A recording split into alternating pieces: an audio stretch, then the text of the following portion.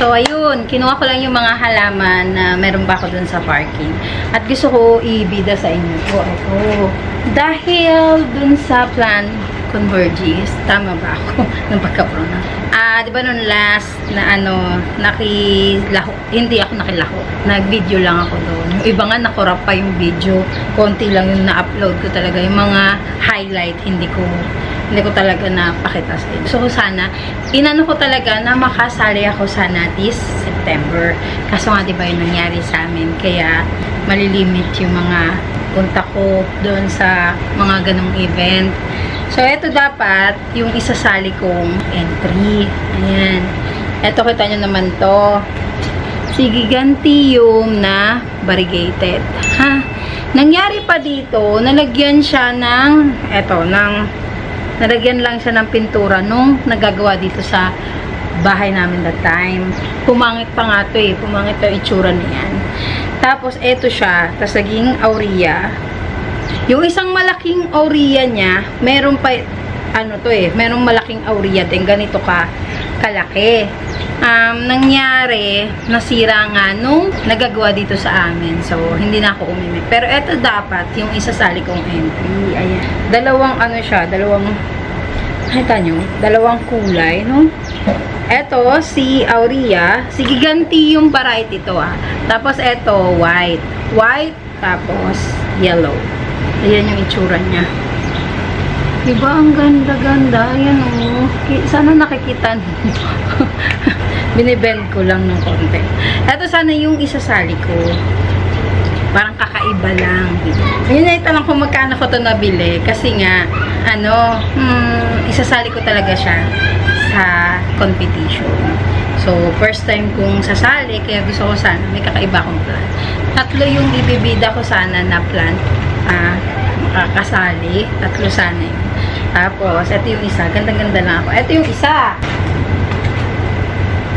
Yan. Si Matcha. Promise. Sobrang ganda ng matcha. Dito. Wala pang masyadong malaki. Ang nakikita ko kasi dito sa atin, cuttings, ganon. Ito yung isa sa mga unang naipa-deliver sa akin, no? May. Dapat kasi, pa-birthday ko rin to sa sarili ko that time.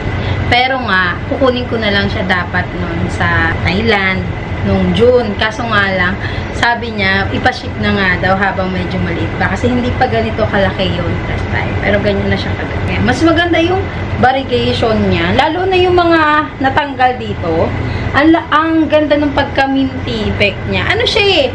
Yellow na may pagka-minty. Tapos ang tawag nila, matcha. Ganyan yung itsura niya. Yan.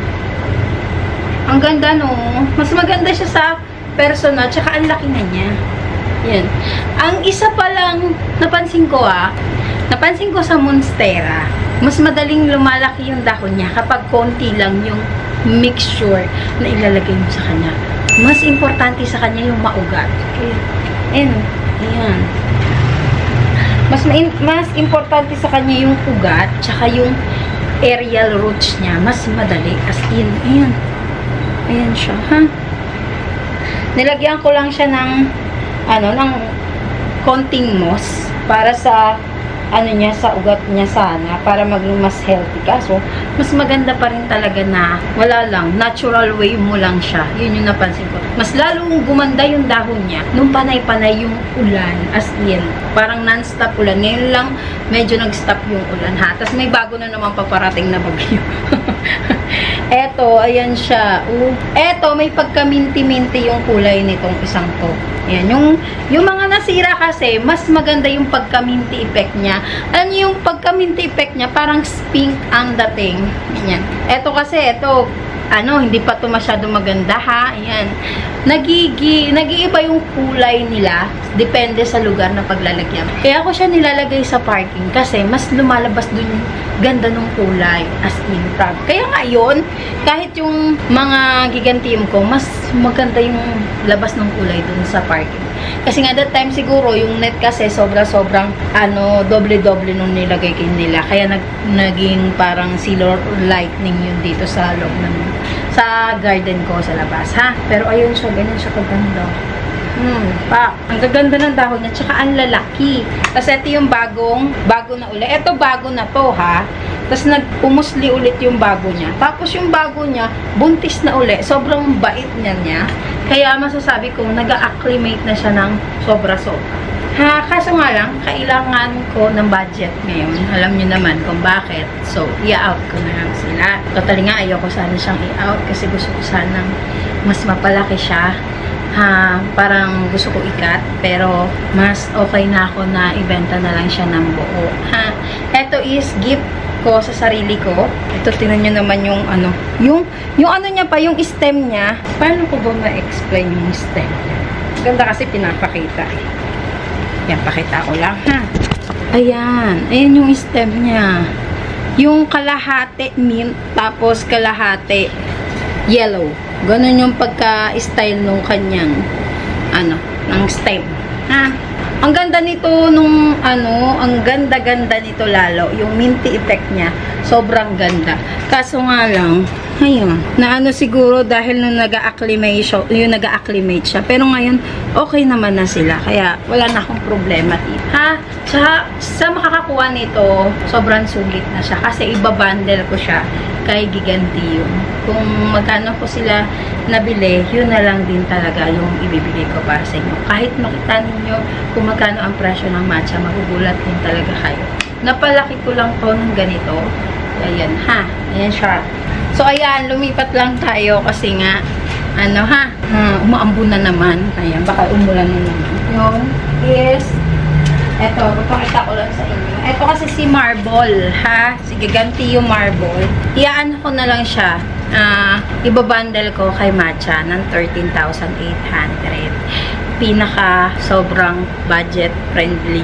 Kasi nung nabili ko siya ng 13,500, hindi pa sila ganito kagaganda. At hindi sila ganito buhay na buhay. Ha? Alam nyo naman, kapag galing Thailand, syempre, uprooted, i-acclimate mo pa yun. Kaya eto, sobrang acclimated na itong mga to. Tignan nyo, may mga bagong suloy naman sila. Kaya, wala naman akong kailangan pang i-explain. Kasi, mismong yung halaman na magpapakita sa inyo kung gaano yung ganda ng dahon niya. Ha? Kumbaga, buhay na talaga siya. Alam nyo naman, para sa akin ha, alam ko kasi sa halaman kapag, kanwari, nagmamind din naman ako guys, sa mga nagla-light seller. So, pag nakikita ko na medyo malungkal, kita mo yun eh, sa dahon. Pag medyo dagdag yung dahon, bago pa yun. Kung hindi siya bagong dating or bagong propagation. Ayan. Yun yung napansin ko. Pag mga ganito na yung mga dahon tayo, katulad mga tayong-tayo na, na talaga siya, straight na straight, yan yung mga matatagal na yan. Yan yung napansin ko na nakapag-acclimate na dito. Makikita nyo na ang halaman is healthy. Na ibibigay ko ng ganong presyo kasi kailangan ko yun para kay Dave. Yan, ha? Kaya nga sabi ko sa inyo, marami pang akong pinapa-acclimate na halaman sa parking. Kasi nga, ayoko naman i-out yun na mamumblema kayo, ha?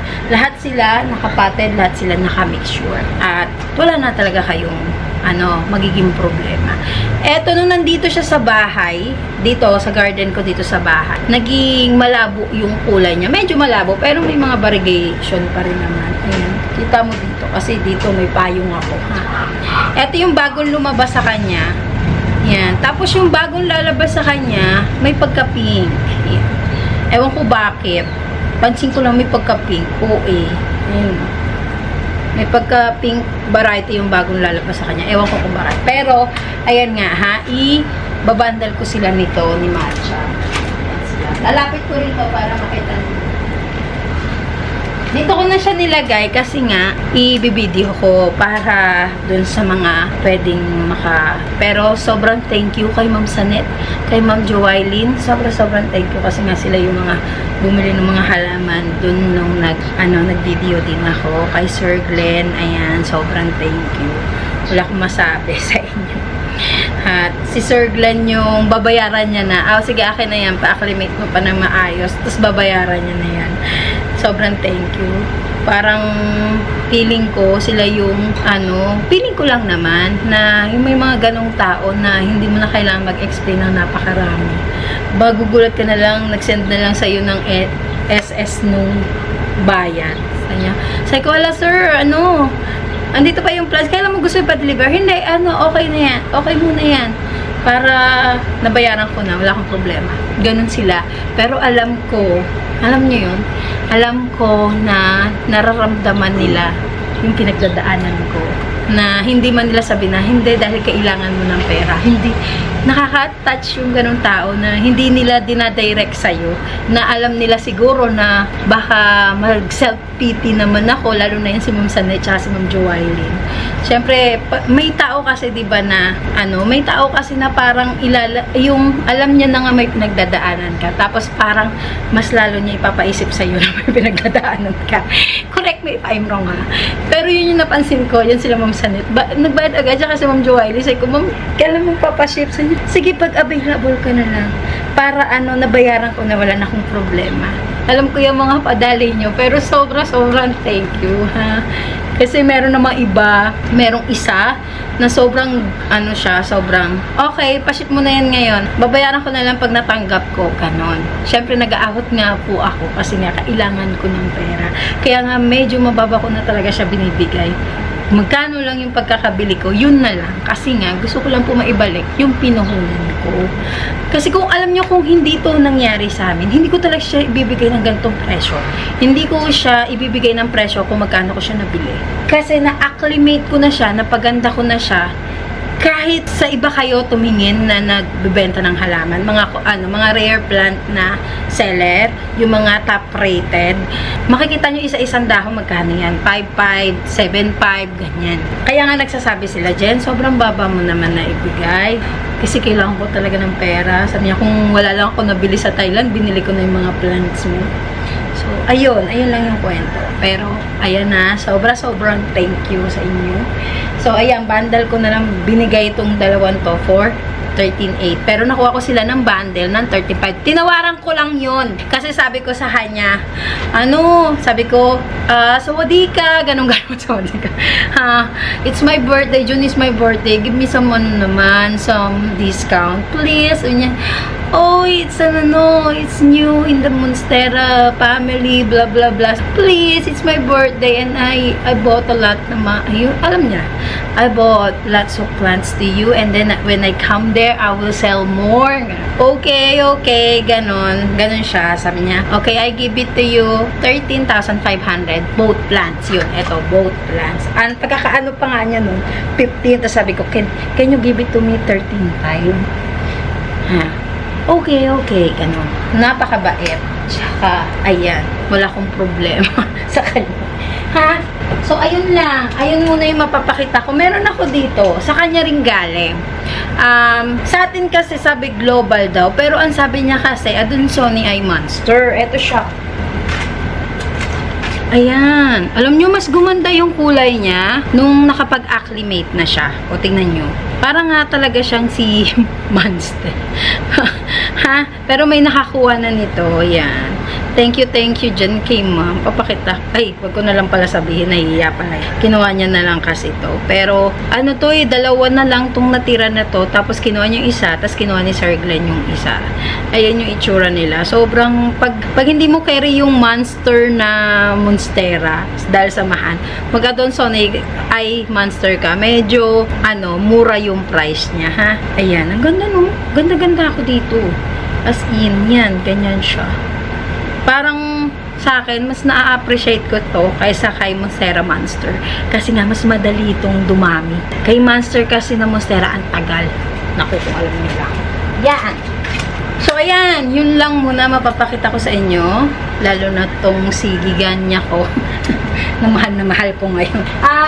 Meron ako ditong marami pa ako, pero isa-isayin ko lang, ha? Para meron din naman akong video dito sa YouTube.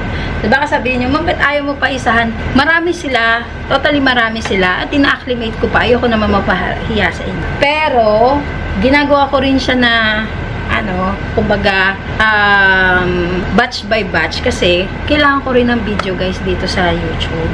Kailangan kong buhayin si YouTube ko para kahit papano is nagagalaw-galaw ko si YouTube, ha? So, ayan.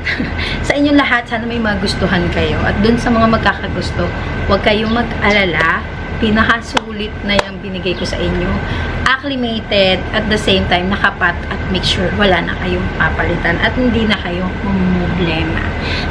Alam ko, nag-invest kayo for plants. Nilalagay ko lang yung sarili ko sa inyo. Syempre, kung ano yung gusto ko, ganun nyo rin makuha, ha? So, ayan, sa inyo lahat. God bless, stay safe, at see you po sa ating next video. Message lang kayo,